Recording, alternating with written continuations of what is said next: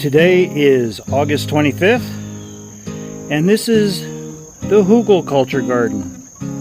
Now this is a hybrid between a Hügelkultur garden and a woodland garden.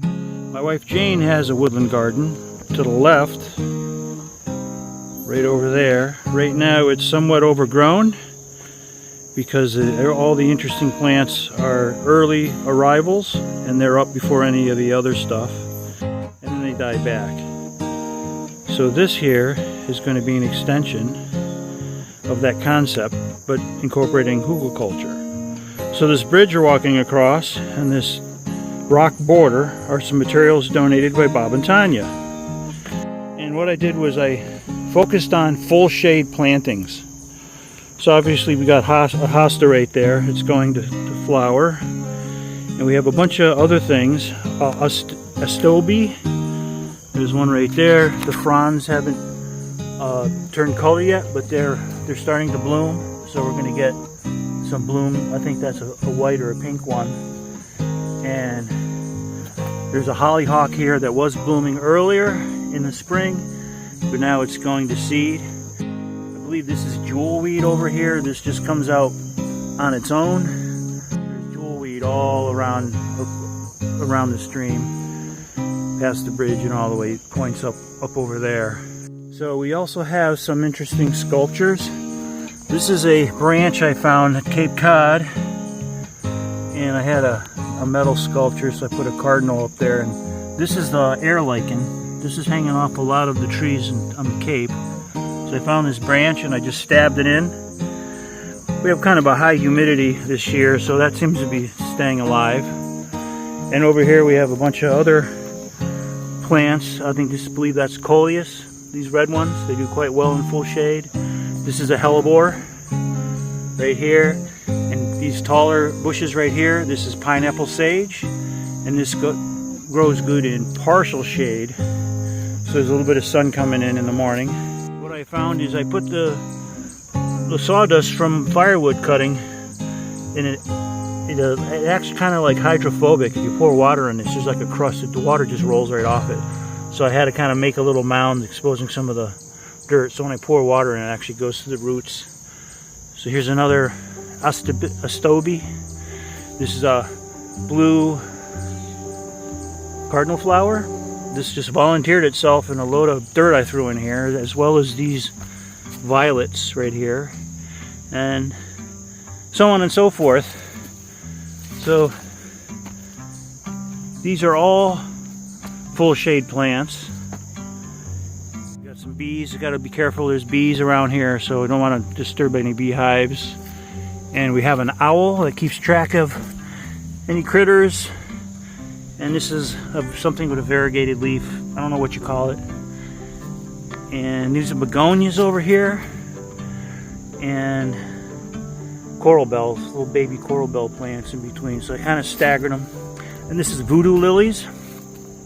This is a tropical plant. This has to be dug up in the fall and put inside. It won't put up with cold weather. And this is another really cool plant I like with all these spots. Looks like somebody was painting a house near a plant and got all drips of paint on it. So this is Hügelkultur.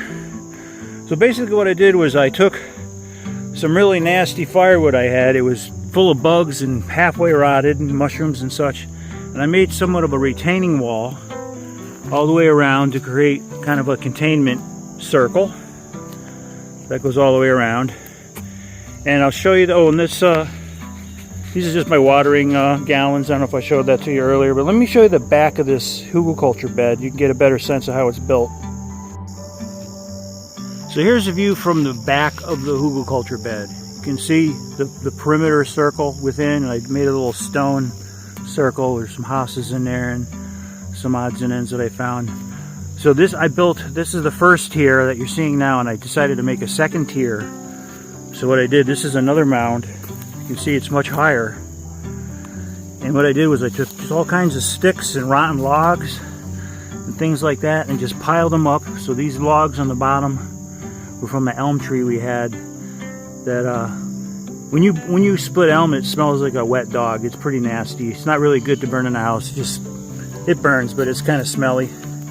So these are all just sticks that were laying around in the yard or in the woods. I just piled them up, and then I put mulch on top of it and wood chips that I got. And all these materials are free. I harvested them from the woods behind our house, and all this mulch and this compost that's in here is free from the dump as well.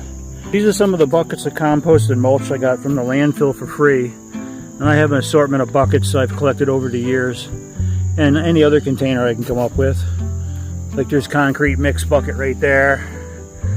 These are flower boxes, the kitty litter buckets, things I found here and there. So anything that'll hold these free materials, I can load them up easily and just put them in the van. I have a beat up old van. I lay a tarp in it and then some cardboard, and I lay these in. Some of the wood I put in here is just wood that's impossible to split. Like here's a rotten piece of wood with like an arm, like a branch arm sticking out. That stuff's impossible to split, so I just don't even bother. I throw it right in here and cover it with mulch. So on this side here, I decided to make a retaining wall against our stream. Here's something curious. Look at those paw prints. That's probably from a raccoon. See that little paw print right there? So the raccoons are in here washing some food or getting a drink or whatever. But anyways, this is the stream that runs through our property. And what I did was I made a retaining wall out of some of these big blocks of wood. So it's kind of like, instead of using stones, which I don't have, I just used some of the rotten wood and the pieces that were impossible to split. So I made a little retaining wall. I backfilled it with all kinds of dead stuff and then covered it with mulch. So this is a retaining wall against the stream. There's the bridge we walked across initially. And I can kind of show you, I added some garden space because this was a hill and it was hard to walk on. So here is a coral bells, begonia, coral bells, begonia, and so on and so forth. And I just used some of my firewood that was impossible to split and use it as a little retaining wall. So I think that looks pretty cool. Didn't have any stones, so I just used the wood, and that'll all rot down to nothing within a couple of years. Now to the left is what I started out with. On the right hand side, it was just, you know, plants. This is jewelweed, skunk cabbage, and weeds. So it holds in the dirt, so I'm not going to play with this right now because it's anchoring in the soil. But I could continue that retaining wall further if I wanted to, or just leave this alone. So that's the tour of the Hügel bed. So like Bob had mentioned in our meeting, it creates the lush and humus filled dirt of a forest. And as this rots down, it absorbs moisture, and you don't have to water at all. And the plant's roots go down into the rotten soil and the rotten wood, and it gets a lot of nutrients and moisture. And I haven't really watered this much. Really hot days, I have these gallon jugs here, and what I'll do is I'll spot water, like these begonias and these coral bells that I put in. You got to kind of water stuff in for a good week or two before it really, you know, it's able to take care of itself. So that's the tour. Here's the middle. I got a little retaining wall. These are some hostas, little tiny hosta pieces. They'll come next year. They'll come back stronger. But at the dump, I found some ceramic mushrooms. They're kind of decorated around the tree, and I had a garden gnome. Just threw that in there. And we got you know, some poison ivy, but as long as I trim it every once in a while, it doesn't get out of control. And over here, I got a hollowed out tree, and I found this little statue at the dump. So I just stuck it in there as a little Easter egg. If you're looking hard, you'll come across it. But this tree is all rotted out in the center. You can see it from all the holes that the woodpeckers and stuff have been in here. So this is kind of like a feeding ground. And there's a funny piece of wood there. I should probably hang something off of that. And we have, this is bird friendly, so you can see we have